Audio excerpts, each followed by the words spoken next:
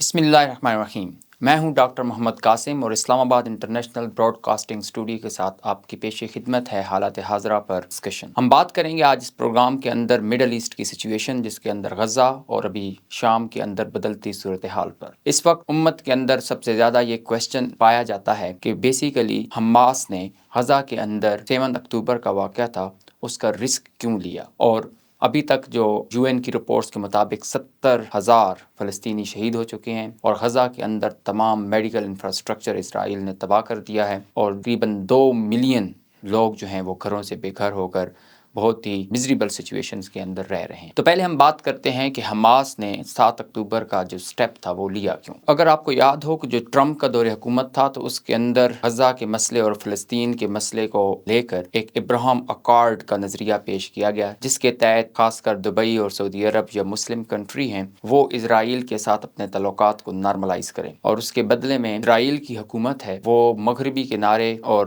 Waste bank یا اس پر مشتمل فلسطینی ریاست کو تسلیم کرے گی، لیکن اس کے اندر بھی جو جروسلم جو بیت المقدس ہے وہ اسرائیل کے کنٹرول میں رہے گا۔ اس وقت جو موجودہ بیت المقدس ہے بیسیکلی جو کوسٹوڈین ہے وہ جورڈینین گورنمنٹ ہے، کیونکہ جب اگر ہم ہسٹوریکل پراسپیکٹو میں دیکھیں تو بیسیکلی جو مکہ اور مدینہ ہے اس کی جو کیز تھیں وہ بیسیکلی حشمت خاندان، جو پرافٹ صلی اللہ علیہ وسلم کی جو لینیج ہے وہ حشمت کنگڈم ہے، جو بیسیکلی اردن کی کنگڈم ہے، لیکن جب خلافت عثمانیہ آئی تو وہ چیزیں ڈسپرس ہوئیں، تو پھر حشمت کنگڈم جو ہے وہ صرف جورڈن تک محدود رہ گئی، تو مکہ اور مدینہ پر ہے وہ کرنٹ سعودی گورنمنٹ کا ہے، لیکن جو بیت المقدس ہے اس کا جو ابھی تک جو انتظامات ہیں وہ جورڈن کے پاس ہیں۔ ٹرمپ دور حکومت کے اندر فرسٹ ٹائم امریکہ نے اپنی ایمبیسی جروسلم کے اندر اوپن کی، جس بیت المقدس کے اندر، اور یہ اسٹیپ تھا امریکنز کا کہ وہ جروسلمز کو اسرائیل کا دارالحکومت تسلیم کر لیں۔ تو اس کے لیے جو ہے ابراہم اکارڈ کے اندر یہ تھا کہ جو اسرائیل ہے جس طرح شروع میں الفتح نے اپنا اسلحہ ڈراپ کر دیا، تو بیسیکلی جو حماس ہے وہ اپنا اسلحہ جو ہے وہ ڈراپ کر دے گی، اور جو غزہ ہے وہ انیکسز ہو جائے گا، اور پھر اس کے اندر فردر یہ ہے کہ جو فلسطین کے جتنے بھی ہوا پانی ہے، سارا کچھ ہے، سیکیورٹیز ہیں، چیزیں ہیں، اس کے اوپر جو کنٹرول ہوگا وہ اسرائیل کا ہوگا۔